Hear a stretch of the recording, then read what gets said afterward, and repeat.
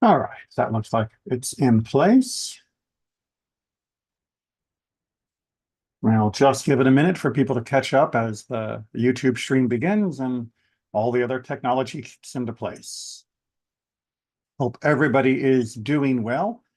Let me do a little bit of bookkeeping. I'll try to remember to do it again at the end, but while it's on my mind and we have a minute, let me go ahead. So next week, I hope you are all aware, is the holiday of Shavuot. Uh, as this is the holiday of the giving of Torah, it should be especially important to everyone that studies Torah with me, since, well, this is where it all really, really, really began. But that means, of course, as it is Chag, we will not be having class. I hope that you'll be attending services, and if you don't have services available, you can always live stream through Temple Israel, or of course, you can do your own service in the privacy of your own home. All you need is a Siddur. But of course, that means we will not be having formal class. That also means that we will be having no formal class for quite a while, because the following week I will be on vacation. So next week is Shavuot. The following week I'm on vacation, and in fact, I won't be able to conduct the Lunch and Learn class until July 18th. So it's going to be a while before we get a chance to study together. So please make sure that you are still studying the parasha on your own. There are many other great resources out there, obviously Sefaria, which I love and use extensively, but please continue with your Torah study. The book of Bamidbar is one of the most amazing. I'd say it's in the top 5 of the Torah. Hopefully you got that joke, but there are so many amazing things to be experienced here. So with that out of the way, we will go ahead and get down to our work, beginning the book of Bamidbar. Here we are in chapter 3. We're going to begin at verse 1. And in particular, as you'll see, we're going to be talking about the Levi'im and the Kohanim. We're going to talk about that terminology in just a second. So let's go ahead and get some Torah on the page. Now, these are the begettings, toldot, often used as begettings here in the Fox translation, because it is trying to remind us that this is about the birthing. It's the same root from which the word yeled and yalda come from, a child. But generations can also work. Really, it's talking about the overall clan disposition, and laying out a lineage and a connection of a family tree. So these are the begettings of Aharon and Moshe at the time Adonai spoke with Moshe on Mount Sinai. All right, now, rather unusually, we are getting the toldot of 2 people, which seems kind of strange, because normally we would expect the family tree to descend from one person. And as a matter of fact, we are going to focus primarily on one person. But we also have to remember that both Aharon and Moshe were part of the same tribe. They were both Levites. Aharon is elevated to the status of Kohen, which is not a proper name yet at this point in the text, but is instead a title, meaning a priest. Priest being a generic term in biblical Hebrew for anyone of any religion that officiated on behalf of their religion. So if you were a Kohen of a Mesopotamian religion, you were their priest. If you were the leader of an Egyptian religion, you were a Kohen. Obviously, from the Torah onward, that term gets to be capitalized, in the English at least, where it becomes a proper name for the lineage that we are about to describe. So let's go ahead and see how that lineage gets played out. These are the names of the son of Aharon, the firstborn, Nadav and Avihu, Elazar and Itamar. These are the names of the sons of Aharon, the anointed priests, whom he had mandated to act as priests. So here we are being reminded of what we learned earlier in the Torah, that the Aaron and the sons of Aharon are established as being the Kohanim, as being the priests. Now, verse 4, Nadav and Abihu died before the presence of Adonai, or in front of Adonai, when they brought near outside fire, Eish Zara, before the presence of Adonai in the wilderness of Sinai. Sons they did not have. So Eleazar and Itamar were made priest in the living presence of Aharon, their father. So what we are seeing here is a little bookkeeping that is necessary to remind us that although there were four sons of Aharon at the time of his and his son's appointment to be Kohanim, that two of them are no longer with us. That Nadav and Avihu had died all the way back at the beginning of the book of Vayikra, and as such, we are left with only two. We also get a little insight here into some of the difficulties of how Hebrew works in putting into English. One of the reasons I like Fox is that he keeps some of those difficulties more obvious by giving a slightly uneven English. We are reminded that this is, in fact, the translation of a foreign language because we don't really have a make priest verb in English. Here he hyphenates it, but of course, Hebrew has no problem with that. Vaichahen is saying, and they were caused to become priests, but that sounds really, really weird in English, which is why we have words like ordained or invested or sanctified in English, depending upon the translator or context. But really, it is they were priestified, and English just, despite its flexibility, doesn't seem to like that. So we end up with hyphenations or alternatives. But that's just a little insight into how Hebrew can work. Verse 5, we continue. Adonai spoke to Moses, saying, "Bring near the tribe of Levi, and have it stand in the presence of Aharon the priest, that they may attend upon him." Okay, so up till this point, in this section of chapter 3, we have focused on Aharon and the Kohanim, the actual priests. These are the people who do the actual officiating, meaning hands on the knife and on the sacrificial animals or items. These are the people doing the actual process of the ritual. But now we are being told that the Leviim, meaning the remainder of the tribe of Levi, will also have additional duties. That they will stand with Aaron the Kohen, that they are allies, if you will, or assistants. They are attendants to the Kohanim. And what does that mean? Well, verse 7, they are to keep his charge and the charge of the entire community in front of the tent of appointment, to serve the serving tasks of the dwelling. Just a little bit of again, a Hebrew insight here. Charge in this case is one of those English words that retains a certain usage only when you're talking about biblical things, or will be parallel in other forms, but not quite the same anymore. So in English, when we talk about to keep a charge, it sounds very archaic. We are used to the phrase being put in charge of something, and that is a different meaning. To be put in charge is to be the chief authority, whereas in this sense, to keep a charge means to be a watchman, to be a protector, to be a guard. And the Hebrew, of course, reflects that. It uses the word specifically that we use also in Hebrew for guarding something, to keep something protected and keep it safe.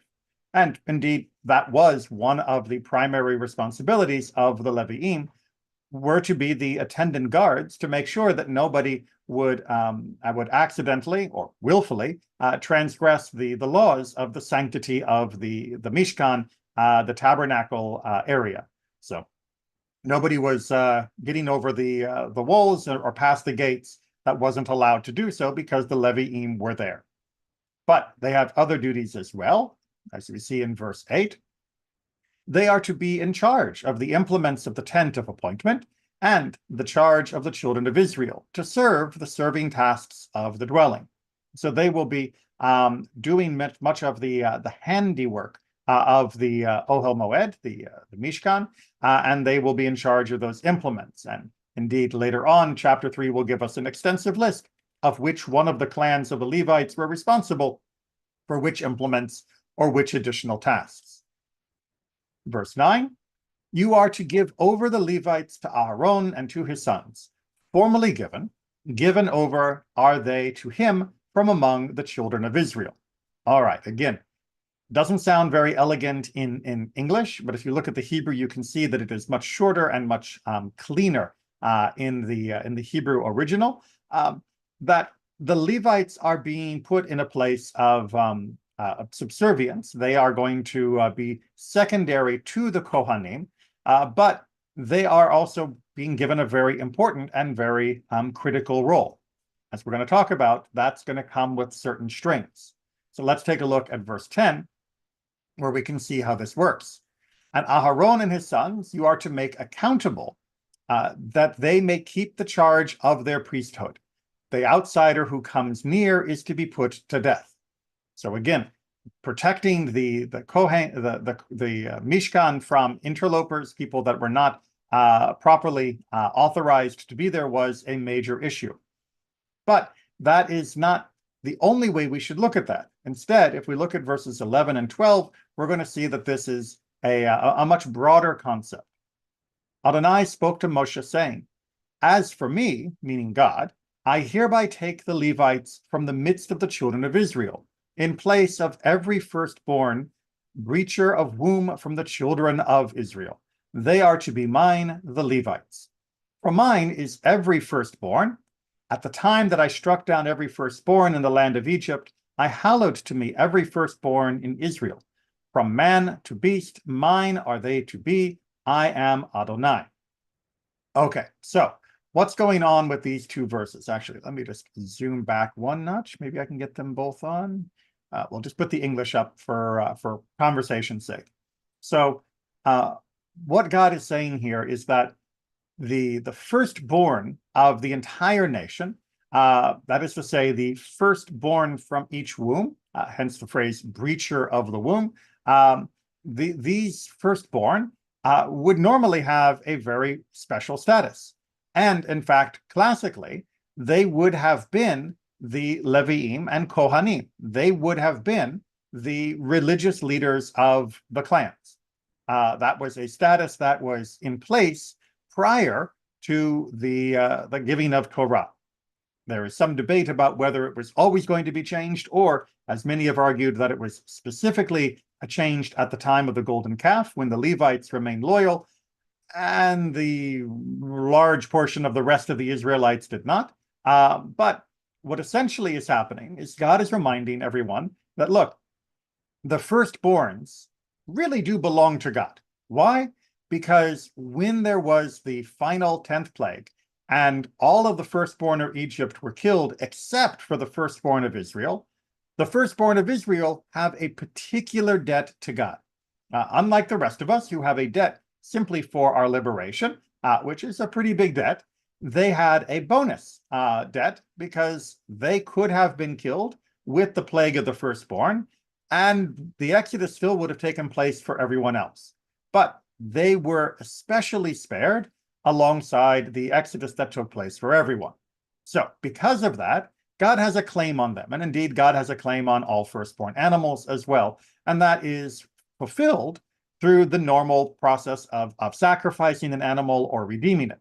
Now, with humans, like I said, we have a different option. You might have thought, indeed, in prior times, that the firstborn would fulfill that obligation by serving God as the Kohen for his community, his family. However, God is saying, nope. In fact, instead of the firstborn of each of the families, I am actually going to take all of the Levites as a whole. So rather than taking one from each, I'm going to take 100% of one tribe and turn them into the replacements, the surrogates for the normal firstborn. And they are the ones who are going to serve in that capacity that normally would have been given to the firstborns instead. And that is going to be their special allotment. Now, what this means in practice, of course, is that the firstborn go on to have a regular life within their family. There is the practice of Pidyon Haben, a redemption of the firstborn. This is a ceremony where a child that is the firstborn of a mother is brought before a Kohen, and there is a special bracha, a special blessing said, and a special exchange of coins as an act of redeeming that child because they were the firstborn, but they are not taking that place. If you need to know more details about who qualifies, because not every firstborn, in the way that we would casually talk about the term, qualifies as being an actual firstborn for that mitzvah, please consult with me if you're in my congregation, or with your local rabbi, because it's a little complicated, but not too bad, and it's a beautiful ceremony when necessary. But that means for the Levites that they are not going to get a regular life. Most famously, when they take their place in the land of Israel, they don't get a portion. The rest of the tribes are going to be allocated land, and the Levites, remembering that the Kohanim are a subgroup of the Levites, they do not get territory. No private farms for each Levite family are going to be handed out the way they will be for every other tribal group. And that allocation comes, of course, with a then counterbalance, which is that the Levites, again, Kohen included, are going to be supported by the rest of the nation, that they will have special gifts that will be given to them in the form of tithing or truma for the Kohanim that will sustain them, because they will be unable to sustain themselves by working the land, because they will not be given ancestral land to work. So this is a radical notion that is happening here. It is transforming the economy, if you will, and it is creating a broad-reaching hereditary priesthood that will be dependent upon the entirety of the nation through much of what they bring as offerings, and as well through the tithing and other gift process. But that, of course, is going to need further clarification, which is what we're going to look at in our commentary. Before we dive into the commentary, do we have any questions on these 13 verses that we've covered here? Quick check of the YouTube comments. Nope, not seeing anything. No problem. So let's go ahead and dive in. We're going to be drawing heavily from different portions of Rambam's work. Again, like I said, he does summarize things beautifully. And we're going to start off with a selection from the Mishnah Torah, which talks about the special status of the Levites. We're also going to be looking at some of his Mishnah commentary, but let's start with this for now. The entire tribe of Levi are commanded against receiving an inheritance in the land of Canaan, and they were commanded against receiving a share in the spoil when the cities are conquered. As Deuteronomy 10:9 states, the priests and the Levites, the entire tribe of Levi, should not have a portion and an inheritance among Israel. A portion of the spoil, an inheritance, refers to the land. So Rambam, again, bringing, as he always does, from the Mishnah and the Talmud and other rabbinic texts, his elucidating summary is pointing out, like I said, in far more words, that the Levites didn't get territory. And he is adding as well that they did not receive any of the spoils of the fighting that took place as the land was being pacified. Okay, so the obvious question then becomes, excuse me, why did the Levites not receive a portion in the inheritance of Eretz Israel and in the spoils of war like their brethren? Right? I mean, and yes, as always, we can simply say, because the Torah said so, and that would be a fine answer. But as we've studied very recently, just saying because the Torah says so is not only not satisfying, but means we are not properly probing the text in order to gain and glean everything from it that we should. So Rambam will lead us through what we could look at this as indicating. So why do they not get this portion or share? Because they were set aside to serve God and minister unto him, and to teach his straight ways and righteous ordinances to the multitudes. As Deuteronomy 33:10 states, they will teach your judgments, meaning God, to Jacob, stand in for Israel, and your Torah to Israel. In typical biblical poetic parallelism, we get judgments against Torah and Jacob against Israel. It is creating this very expansive poetic expression. So because they were given that job, the job to serve God and to teach God's ways. Therefore, they were set apart from the ways of the world. What do those include? They do not wage war like the remainder of the Jewish people, nor do they receive an inheritance, nor do they acquire for themselves through their physical power. Instead, they are God's legions, as it also states in Deuteronomy. God has blessed his legion, and he provides for them, as it says in Numbers 18:20, I am your portion and your inheritance. So in order that they can fulfill the job that they were set aside for, which is to serve God and to teach God's ways, we have to free them from other obligations. Otherwise, they would be unavailable to do those actions for their communities. And so they are not going to be involved in agriculture and such. And that means they also thus do not need or deserve to receive an inheritance of the land, which was the primary way that a person would labor in order to provide for themselves and their family. Now, so far it seems fairly straightforward. This probably doesn't sound very unfamiliar to anyone who has read through the Torah before. However, Rambam adds in a very interesting paragraph at the end of this section of his discussion of Shemitah and Yovel.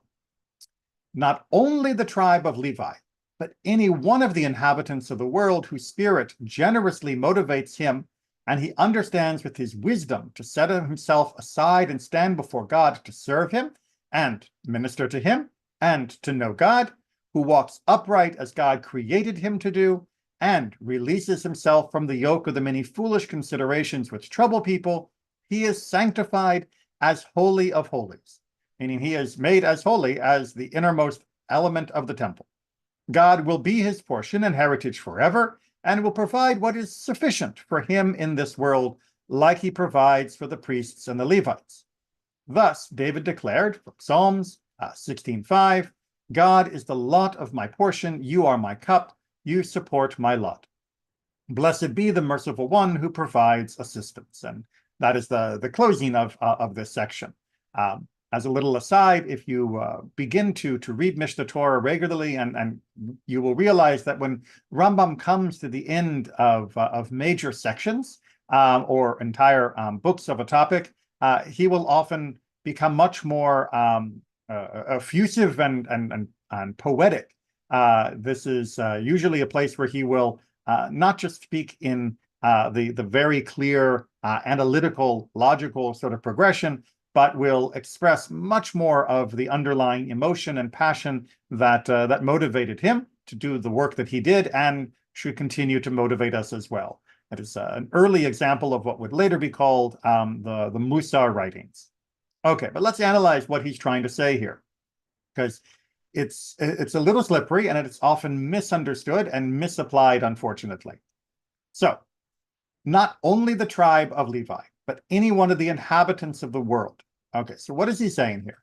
He's saying, look, the Levites have a pre-assigned responsibility, and thus they have a pre-assigned removal from the means of production, from the farm, from the land that they would be given.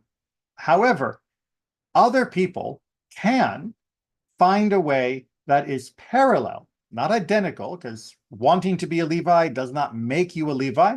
And if you want to be a Kohen, you don't get to become a Kohen just because you like it.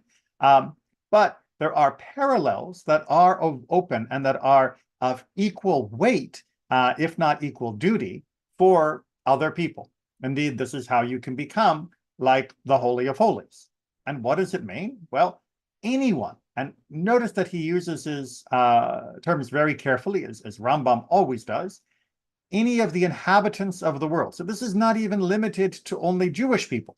He is saying that anyone out there can, if they want, release themselves from the yoke of foolish considerations. So what is he trying to say here? He doesn't mean, as we're going to see very clearly in the next text, that a person gives away all their worldly possessions and God is going to sustain them, but instead that a person can refocus themselves in order to minimize all of the things that normally absorb our attention and instead focus ourselves on serving God and on walking in God's ways, which is, of course, the reason that God created us, and that is a beautiful and sacred thing to do.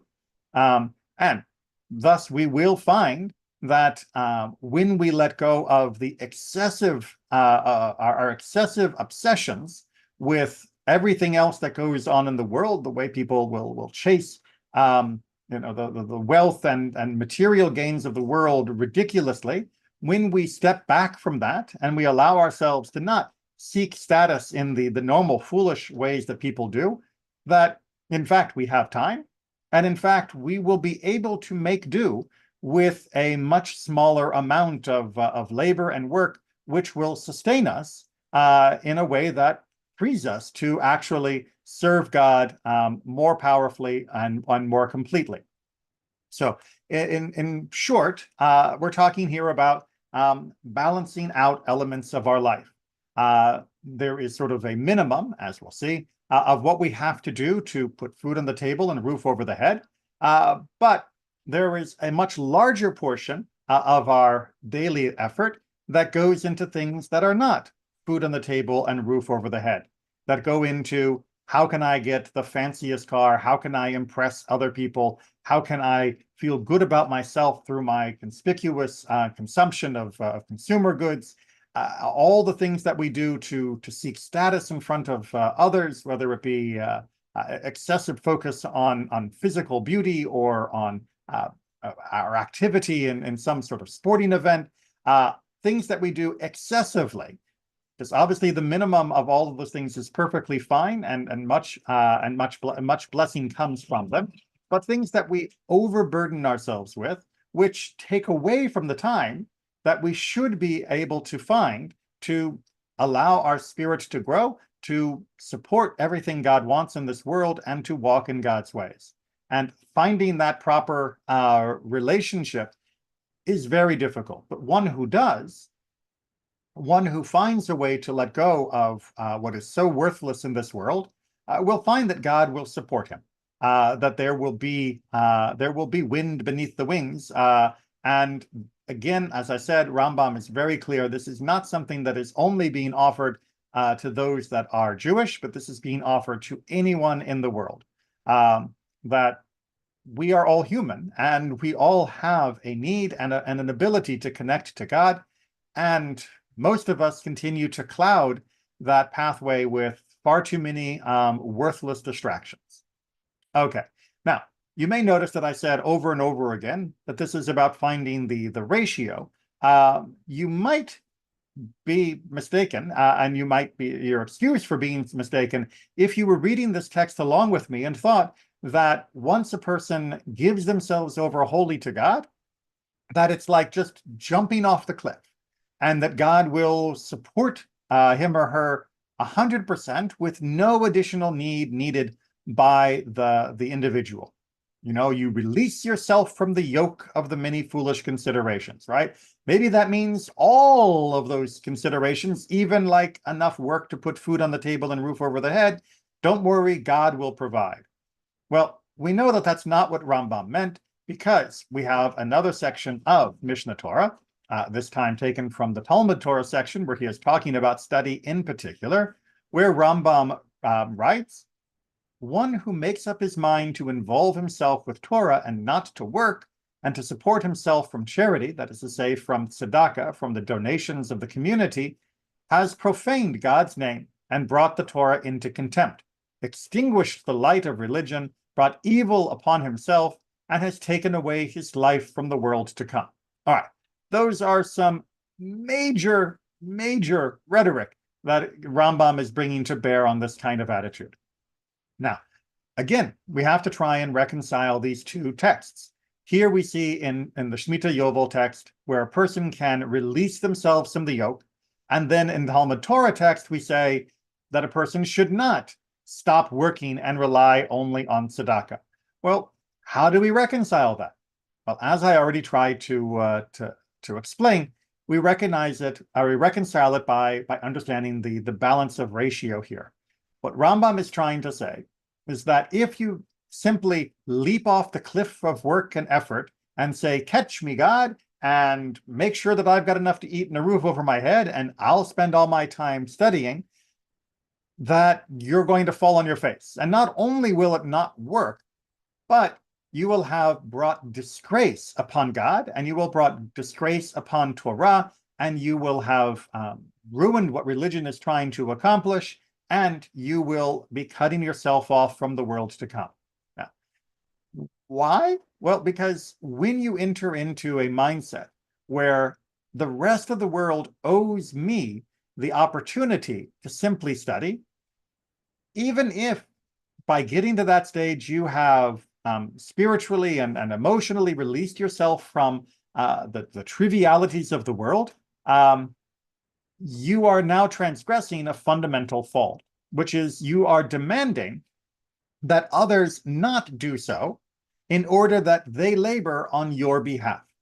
Because your decision to involve yourself only with Torah and not work is contingent upon other people around you making a different decision and then choosing to share what they have earned with you. And that's simply unfair. That is simply unfair. And there's more going on to that, which is why there's more on the page than we have just so far.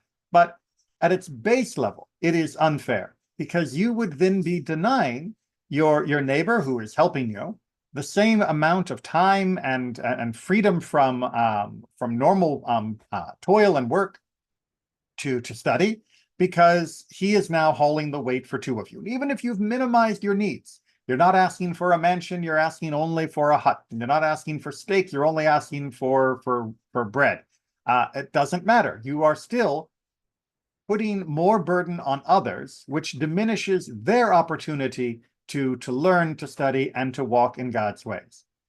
Additionally, as we're going to see from our extended commentary in just a minute, there is that additional problem, which, as we see in the end here of what Rambam is discussing, where you've brought evil upon yourself and taken away your life in the world to come, what Rambam is trying to say here is that there are additional consequences to yourself if this is what you think you will be doing, that all I'm doing is going to be learning, and that means I am not going to be engaging with the world. I am not going to be using Torah. Indeed, I will have minimized my involvement with the world to such an extent that much of the Torah itself will be irrelevant. There are so many aspects of Torah that are connected to our honesty and our righteousness in performing our business, or in our use of the land and the animals that are with us, that if I have now said, no, I'm not going to do any of that, well, then there is no opportunity to fulfill those mitzvot. There is no opportunity to actually walk in God's ways in those places. If you're not doing business, you cannot be honest in business. If you're not tending to the land, you cannot be responsible for the land. If you are not raising animals, you cannot be compassionate to the animals. You are missing out those opportunities. And while it is true that history has at different times deprived us of some of those mitzvot, it was history that deprived us of those mitzvot, not ourselves. One of the reasons why the Musaf Amidah will refer to traditionally that God has taken us away from the opportunity to be able to offer the Musaf sacrifices. We are pointing out that that is a function of the historical wave that has swept us across the world. It is not because we voluntarily said, I'm not going to have any animals because that would be too much work and I'd rather just study. That would not be an option that we are voluntarily allowed to take. Okay, with that in mind then, we need to understand better how to find this balance, how to find this the right way to approach what we do. Because obviously, Rambam says that we should dedicate ourselves as much as possible to God and to learning. And then he has also said, but if we do it overmuch, that we are committing a major transgression and desecrating God's name. So let's look at one of the original texts where this concept is first discussed, and then look at Rambam's extended commentary on that. And that means we're going to Mishnah Avot, also sometimes called Perkei Avot, chapter 4, number 5. Rabbi Yishmael, his son, said, he who learns in order to teach it is granted to him to study and to teach. But he who learns in order to practice, it is granted to him to learn and to teach and to practice. So Rabbi Ishmael is trying to say that learning in order to teach is indeed a blessing, that you are not just learning for your own sake, but you are learning as with the goal that you will eventually be able to share and teach to others. And that's great. You will both be able to study and teach. You will find success in that in your endeavor. However, if you set your mind to practice, then you will reach an even higher level. Because if you are learning in order to know what is it God wants me to do, you will find that in time, not only will your learning be successful, but you will also be able to teach what you have done, which is considered to be a supreme mitzvah to be able to do. And you will also find both opportunity and correctness in the practice that you undertake. So learning in order to practice is the highest ideal. One should strive to learn with that in mind of how will I use this? How will this guide my steps? And you will find that the other things will fall into place as well. Now, Rabbi Tzadok says in a similar theme, do not make them, meaning the words of Torah, a crown for self-exaltation, nor a spade with which to dig. So too, Hillel used to say, and he that puts the crown to his own use shall perish. Here using the word crown as a metaphor for Torah. Thus you have learned, anyone who derives worldly benefit from the words of the Torah removes his life from the world. So very, very powerful sentences, but they are going to need some clarification because, well, what are the borders of this requirement? If it says that anyone who derives worldly benefits from the words of Torah, well, there are lots of benefits that can come whether I intend them or not. There's lots of things that can just simply happen. If I give a sermon and someone says Yasher Koach and I am respected in their eyes slightly more, is that a wrong thing?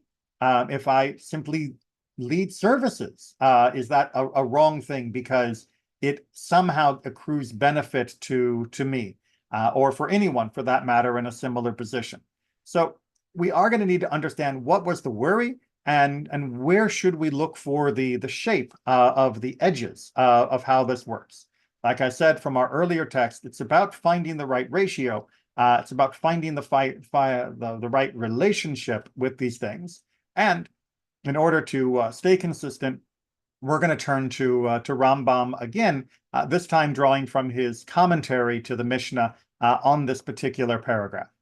Now, I did have to abridge this to try and keep us within our hour limit, so I highly recommend go back to Avot 4.5 on Sefaria, click on the commentary from Rambam, and you can read the entirety of it at your leisure.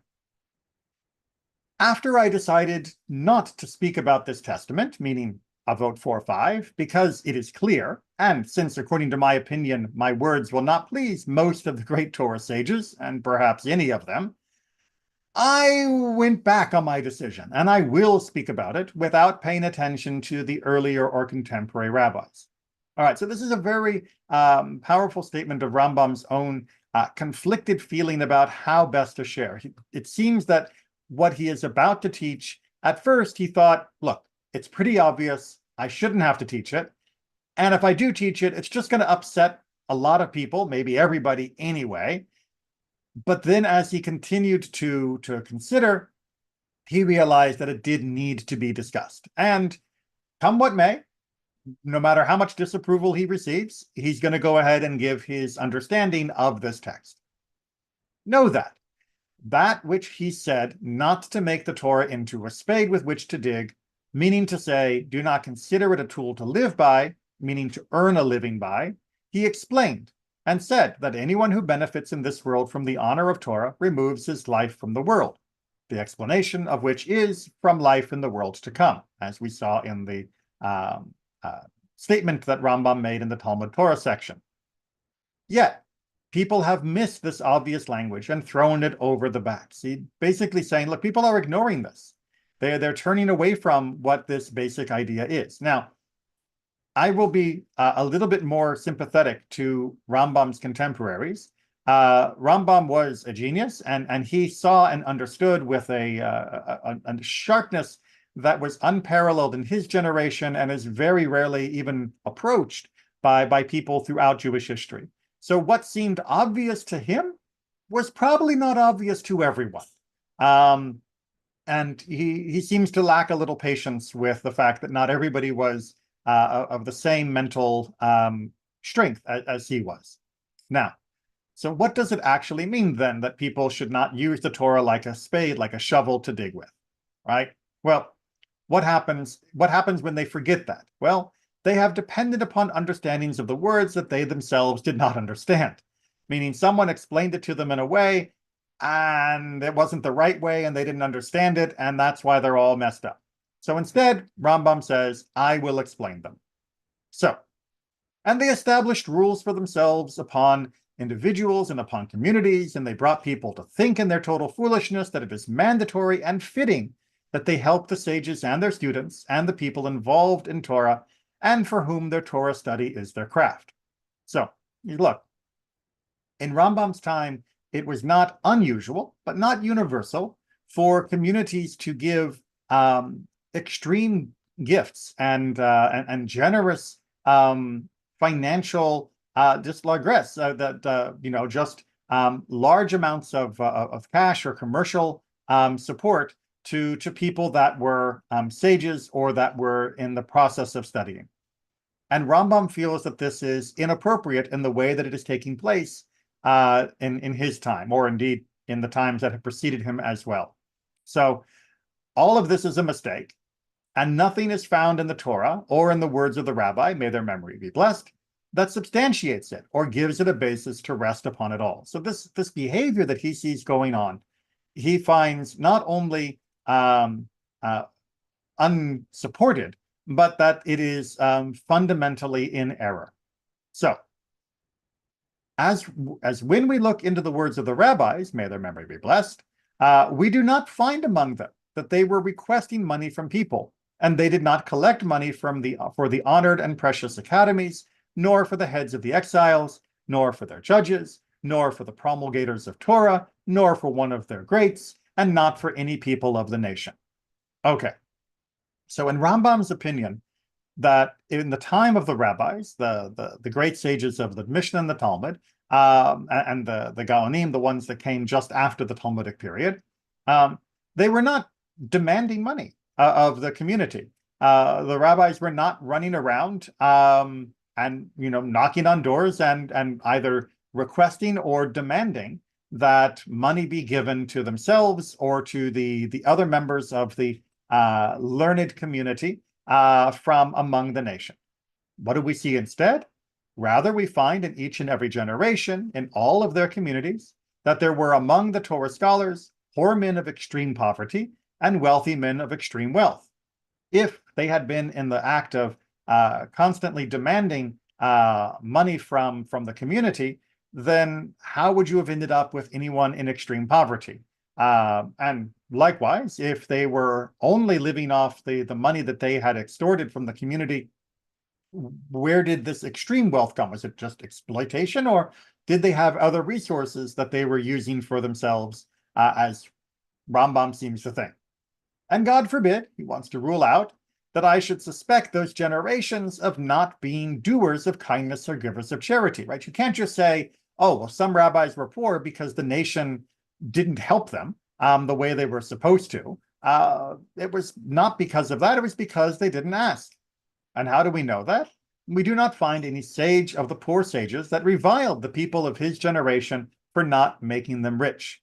So, when we see the stories of Rabbi Yoshua being a charcoal maker, which was a very rough job in the ancient world or in any place that's pre-modern, we don't hear him saying, oh, I can't believe what a worthless community I live among that doesn't give me enough and I'm stuck being a charcoal maker. They know that they should be giving me rubies and emerald and gold.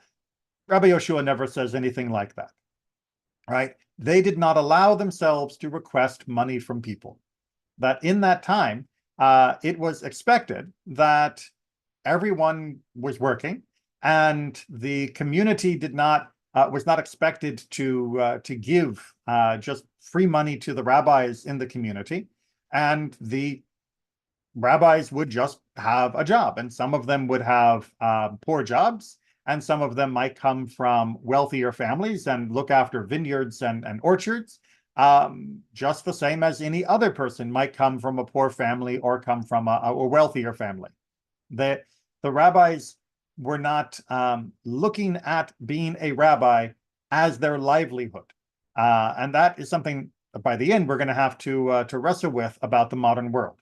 So, but at this time, in the time of the Mishnah and Talmud, and in Rambam's opinion, up to his day as well, it was not supposed to be that being a rabbi was your livelihood, in the sense that you would demand payment from the community in order to support you rather than work. Okay, let's get the next section here.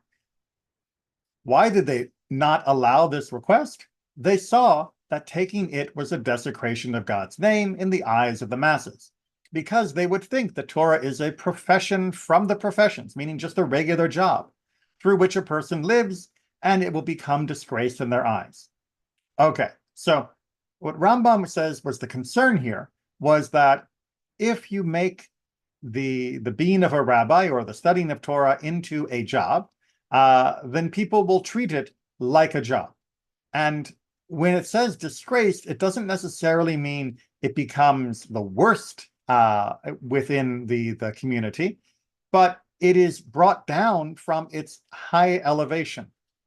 When people look at somebody who has studied without it being their professional skill, and which they are sharing with the community without it being their livelihood, it is easier for people to venerate what they are witnessing, to venerate the words of Torah. But when it becomes a quote mere profession, then it is brought down to a lower level. The same way that if somebody was a pro bono doctor or pro bono lawyer or pro bono construction worker that was there to help people in need, we would all venerate that person and their actions in a different way than somebody who was only serving the highest bidder. And as such, Rambam was believed that the sages were concerned that Torah would be lessened in the eyes of the population if the teaching and the sharing of Torah and the learning of Torah was transformed into just another job. And so the one who would do this, the word of God he will disgrace, right? That would be the problem. However, the ones that drew strength to disagree with the truth, meaning the people who are arguing against Rambam, and with simple and obvious verses by taking people's money, were misled by stories about people that were disabled or elderly, such that it was impossible for them to do work. So Rambam is conceding that there are stories among the Mishnah and Talmud and other texts of sages that were supported by the community, but in his opinion, those were only sages that were either elderly, and thus it was impossible for them to do work, and they needed assistance, or they were disabled, and thus they couldn't support themselves by their own labor. And as there was no way for them to survive except for taking money from others, and if not, what would they do should they die? So Rambam concedes that there have been cases where sages were selectively supported in a way that exceeded the normal patterns of tzedakah, of helping somebody in need. But his argument was those were only in special cases where the person really had no alternative but to accept this assistance because they had no other way to support themselves. Okay. The things that the Torah did, however, permit to the Torah scholar, meaning that there are some ways that Torah scholars do get benefits for being Torah scholars, is that they should give their money to a man to do business according to his choice, and the profit will be all for them, if he wants. And also that their merchandise be sold before all other merchandise, and that things be purchased for them at the beginning of the market session. These are rules that God, may he be blessed, established, just like he established the gifts for the priests and the tithes for the Levite. according to that which has been received by traditions. As these two actions, that is to say, selling on behalf of someone or of helping them get good purchases in the marketplace, are done by some businessmen toward each other by way of honor, and even though there was no wisdom to be honored, a Torah scholar is worthwhile to be like at least an honored ignoramus. Okay, so what is Rambam saying here? He's saying it's not that a person who is a Torah scholar gets no help from the community, but the help should be a form of business assistance that would also be given one friend to another in a similar way. And the examples he gives are something like, if you know somebody is going to be making a journey and they're going to be buying wool and they're going to bring back the wool and then they're going to sell it, and you say, look, here's 100 shekels. Buy what you can from my 100 shekels, and when you sell it, I'll get the profit. And that's the kind of thing that a friend might do for a fellow businessman. And it's the kind of thing that should be done for Torah scholars as well. Likewise, if the Torah scholar has that wool and they get to the marketplace, they should be given the opportunity of selling theirs first, in order that they are more likely to succeed in that sale rather than going last when perhaps all the buyers have already bought what they wanted. So there are ways that they were given preferential treatment, says Rambam, but in his mind, this is not the same as just giving somebody free charity. And that is going to be compounded or joined by other benefits that can be given. And the Torah eased the rules upon the Torah scholars regarding taxes and quartering troops and taxes specific to each person.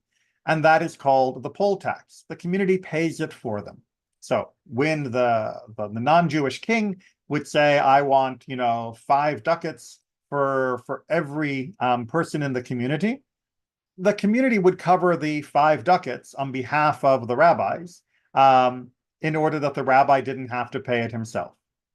And so too with revenue for the building of walls and similar to them, and even if a Torah scholar is endowed with money, he is not obligated in anything of all of this. So there were special taxes and fees that they were exempt from because of their status. Now, as you can see, Rambam really is still trying to look for a ratio.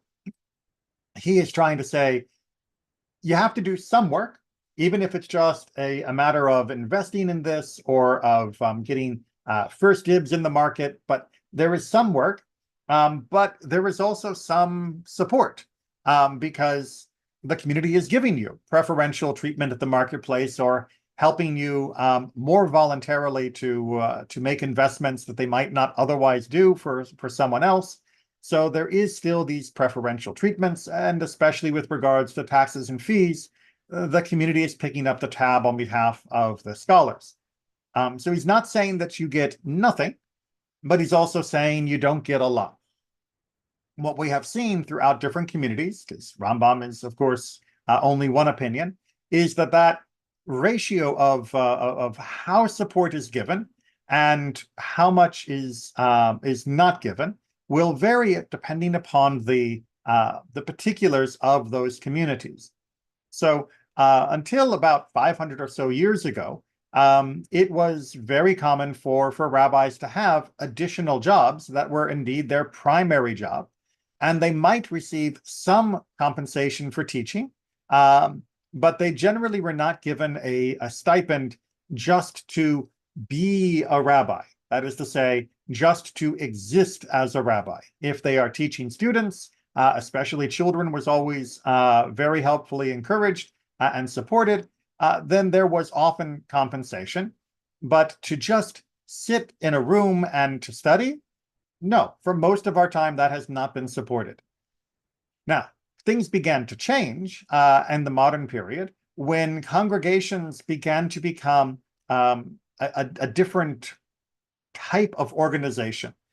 Prior to the modern period, the congregation, the synagogue, well, the synagogue and the congregation were not synonymous. That is to say, there would be a building where people would go to pray, and often it would be multi-purpose and also be used for study or other occasions. But the rabbi was not attached to that building. So it wasn't like the rabbi of Temple Israel, the rabbi of Bethel. It was the rabbi of, well, the community. And the community was broader than any one sanctuary, any one place of prayer. But as the modern world got going, we eventually ended up dividing the community into congregations first that would then often cooperate for larger community-wide activities. And of course, now in the contemporary world, there are many people who bypass the congregations altogether and only work with the broader general community, or unfortunately, there are people who do not get involved at all. So what we have ended up with is a very different model of how the community is organized. And we have also ended up with a very different expectation of what the rabbi will do. In the classical world, the rabbi didn't run the congregation. The rabbi did not run the community. The rabbi was not involved in day-to-day operations of a community. The rabbi was there to teach. The rabbi was there to guide. The rabbi was there to help conduct and, of course, to adjudicate for various cases. But it was not usually a 9 to 9, kind of job. It was a job that was done when needed, and when not needed, the rabbi would be doing other work as well, their own employment. As we have transformed our Jewish communities, we have also transformed the job description of being a rabbi. Rabbis now learn and perform many other tasks that were not considered rabbinical tasks in the classical world. So rabbis are involved in the day-to-day operations of organizations, and as such, that has become, for many of us, our full-time livelihood. The Torah is still done very open and very,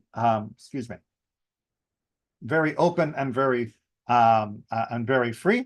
Indeed, I'll work and teach for anyone. You'll notice I don't put a paywall up for my classes and teachings. But doing the actual organizational work, doing the work that is involved in the community activities, well, that's a different kettle of fish, if you will. And as such, most modern rabbis are fine with taking compensation and livelihood to allow them to engage in the community activity that requires a full-time professional engagement. The Torah is still available, and like I said, every rabbi I know is still there to share and spread Torah without any prejudice or payment in that way. But we have crafted our communities differently. Now, it is up to the community if they would like to return to a different model, a model where rabbis are not expected to shoulder the organizational activity, but can spend all of their time in voluntary activity for the community on Torah and have their job also be doing something else. Well, we can restructure our communities in that way, but that will involve a little bit of effort on behalf of the entire community.